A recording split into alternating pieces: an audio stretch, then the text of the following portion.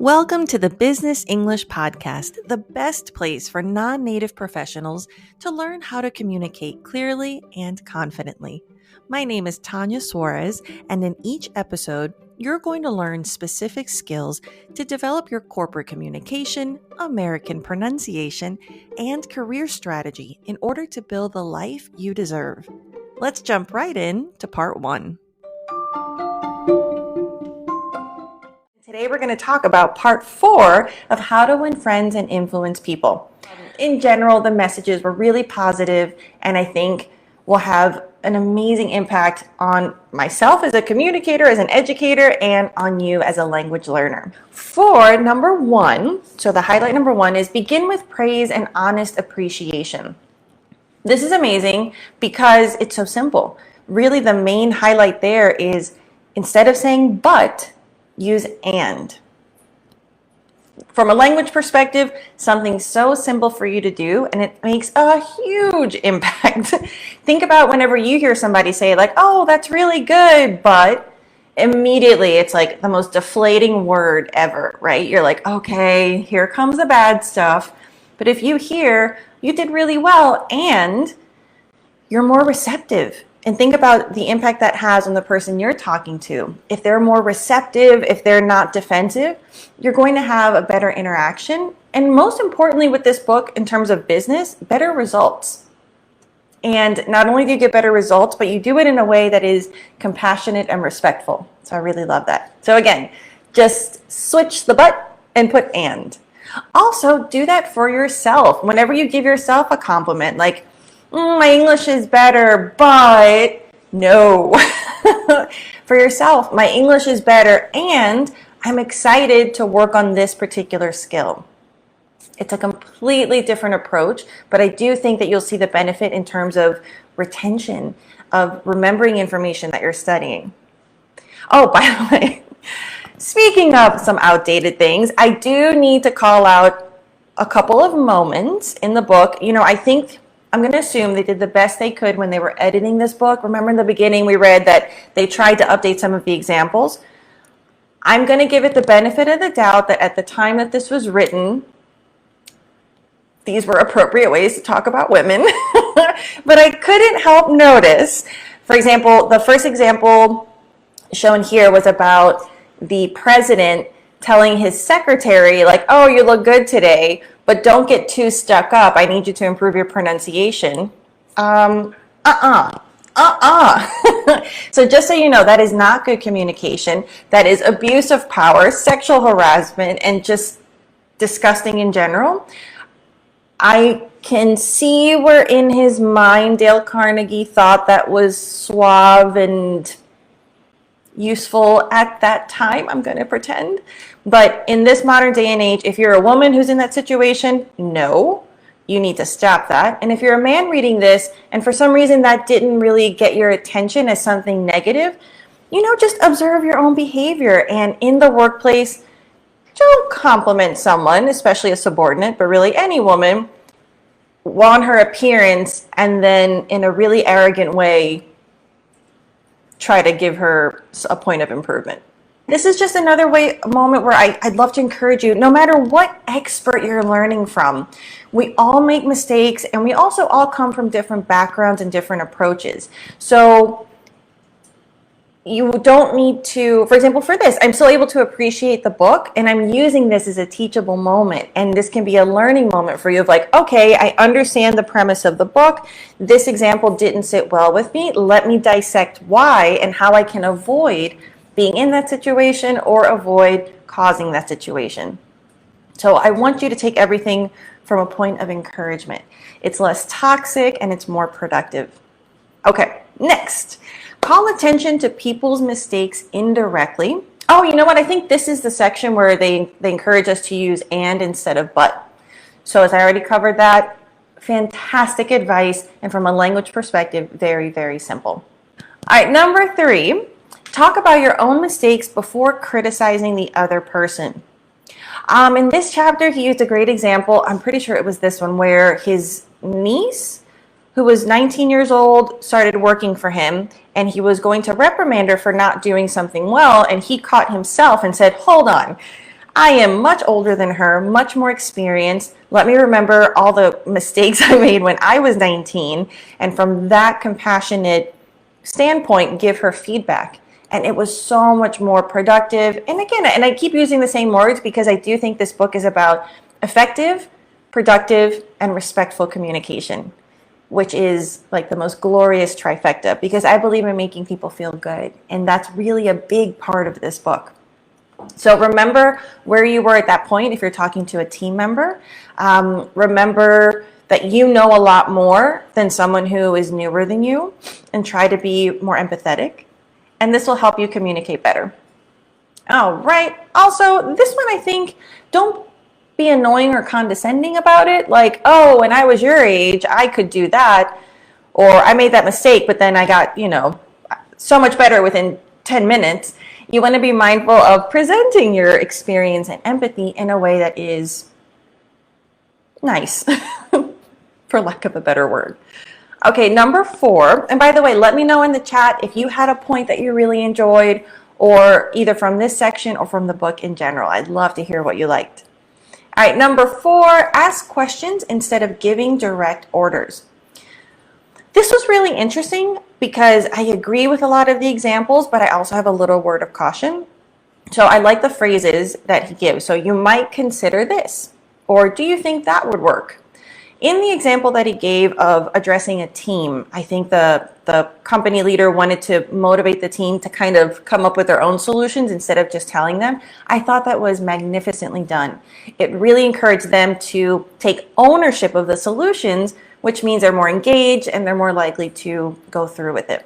However, tone is really important, because if you're doing this and you say it, for example, well, you might consider, I don't know, some tones can come across as very passive aggressive. So be mindful of your delivery, practice in front of a mirror, record yourself to make sure that there's a fine line between a passive aggressive approach and a constructive, encouraging them to find their own answers and solutions. That being said, at least in the US, from what I can see, or in a lot of companies, being a woman in a leadership position is a little different. So this, I think, is great and has its time and place. It is also something that women get criticized for, and it's kind of a can't really win, right? If you're direct, they criticize you for being aggressive and direct. If you're indirect, they criticize you for being passive. So as a woman in corporate America, or in a business in a different country, if this applies to you, then I want you to really focus on the balance again of when this is constructive, but when it might be undermining yourself. So sometimes you do need to be direct, and I always encourage that the tone makes a difference between aggressive and confident. Something to think about. Okay, number 5, let the other person save face. Yes, it's really hard to do sometimes, especially if you're a team leader and it's someone who just consistently does things that are annoying or get under your skin or cost the company money. But to reprimand someone in public, it's just demoralizing. It also instills either negative perception, like I think in this chapter it was the example of the professor where he yelled at someone to move their car, and the whole class noticed that that was really rude, and they actually created a negative classroom experience. Whereas all the professor had to do was just frame it in a nicer way, and it would have been completely not a problem. So again, tone has a big part in this. But respect, in the same way that you wouldn't want to get called out and reprimanded in front of your peers, it can be as simple as just taking the person aside, setting a meeting, or in the hall instead of in front of everyone during the meeting, and giving them the feedback and letting them know, like, hey, you usually do so great, but I need you to do better at X, Y, Z. So for this one, a lot, it's think about how you would want to be treated. Actually, speaking of X, Y, Z, so they recommended giving a new title or responsibility. This example was really interesting. They had that one guy who was just not performing as well. Instead of firing him or demoting him, the company gave him a different title and had someone else be like the head of the department, and he was considered, I think, a consultant or something. But it was a really respectable title, and it did the trick. It encouraged him to work better, and meanwhile the company was also assured that the department was running well. So be creative and be respectful. Next, number 6, praise the slightest improvement and praise every improvement. Be hearty in your approbation and lavish in your praise. This was really great. I think this was an example where, was it the dog trainer or the horse trainer? And he noticed that every time he did something a little bit better, he would give him some meat or a treat or something. And he's like, hello, if we do this to animals, why not to our fellow humans? So give compliments and praise, but the trick here, in order for it to be genuine, is to be specific. Because if you just give superficial praise all the time, it comes across a little bit shallow or hard to take seriously. So something that you can do to make sure that it functions in this way that really helps you communicate and keep a positive team or leadership is to be specific. So don't just say, oh, you're great at everything you do. If you say that all the time, it kind of doesn't mean anything. But if you're specific of, you know what, thank you so much for being on time every day. Or thank you so much for staying a little bit extra on the days that you come in late, because I know you have to drop your kid off at school, but I really appreciate the extra effort. So these specific things mean a lot. It goes a long way. Okay, next one. What are we on? Number 7, give the other person a fine reputation to live up to. This was interesting. Basically, it's encouraging you to show them that you believe in them, and using wording. Oh, what was the example here? Using wording like, I've noticed that you've always had such a great track record for having deliveries on time or getting the production done on time. And I've noticed that I almost said but, and I noticed that the last few shipments, the production's been a little bit behind schedule. So what you're doing here is you're saying that the reputation, you're setting that positive reputation that they want to live up to because it's their own. You're using the word and, so it's not deflating. And then you're saying the problem. And then the solution is to continue to be, the top-notch employee that they were recently, in the recent past. So this can be very, very constructive, but practice it.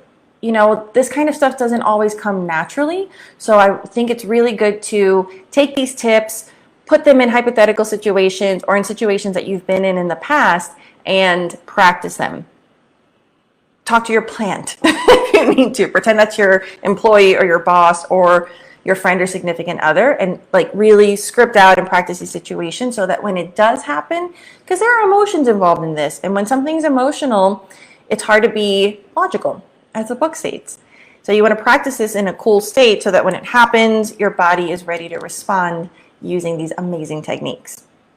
Okay, second to last one, use encouragement. Make the fault seem easy to correct. This is great, and I use this technique all the time when I'm coaching English. So here it's about downplaying the difficulty, and in my opinion, finding a way to frame it in a positive way. So for example, when I'm working with someone and they notice that they're making the same preposition mistake, in their mind, their reaction is, oh my God, this is so easy. Why do I keep making this mistake? This is impossible. I'll never correct it. And so I have to really take this as a pivot point of wait, no. Actually, the fact that you keep making the same mistake, this is awesome. It's going to be so much easier because you're not necessarily making mistakes all over. We just need to focus on this one preposition and master its usage, and you're going to feel so much more confident. So instead of bashing themselves for making the same simple mistake, I'm encouraging them to think about it as, oh, this is such a targeted solution that I need to focus on. It's not all of my language skills. It's pretty cool, right? And you empower the other person. So I think this is also another fantastic one. And last but not least, make the other person happy about doing the thing you suggest. This one's tricky. It can be, I guess. So here you want to point out the benefits. The real, trick to making this effective is not pointing out the benefits that you perceive, but rather the benefits that are relevant to them. And that's really different. Think about if you're trying to encourage your child to eat their vegetables. You would think the benefit is, Oh, you're going to be healthier. You won't have to miss school. I wanted to take you to the doctor. You're going to be able to grow well. They don't care about any of that. So you want to find a way of like, oh, this will make you be stronger and you'll be able to play soccer better. So you want to tie it to things that are beneficial and relevant to them. We did it. Okay, I'm so excited. You finished this book. It is one of the #1 or top 10 books for communication and self-improvement. I'm so happy that we read this together. From a language point, I hope you feel empowered. It's not about using complex grammar. It's about using simple grammar, simple vocabulary, literally and or but doing it in the right way, to be tactful, to be mindful, and as always, to be respectful. Okay, a few other things that I wanted to point out. So as it mentions at the end when they're talking about him, I don't know if you got to that part, but just remind yourself that even this person who's a native speaker, these aren't things that came naturally, they came through training. I think I read he wanted to be an actor or something, but that didn't work out. But through practicing, like reading other people's speeches and critiquing them and trying to improve them, and then practicing public speaking and coaching other people to do it, it took him decades to really formulate these tips and to teach them. So it's okay. It's going to take you time, but it's worth it. You can be a little bit better every day and it's going to make a big difference. But be patient with yourself and be loving. And let's see, my final thing is, his tip is do the thing you fear to do. It's so scary sometimes, but you can find ways. If you're scared of speaking in public, maybe find a Toastmasters group. If you're scared, or you know what, another good way for that is go on Instagram and record yourself live talking about something. It's really scary at first, but the more you do it, the more natural you are and the less scary it is. So that's one of my favorite things. Also, you can delete it right after, so you don't have to worry about necessarily having things out there that make you uncomfortable. When it comes to English, you deserve this. You deserve to communicate and to make friendships and to network and to get the dream job that you want. It's going to take work, but what doesn't? So you're not alone. I'm here to help. Thank you so much thank you. Thank you so much for being with me and for reading this book. And really just let me know how I can be here for you. I want you to be strong, be confident, and be brave because you're awesome.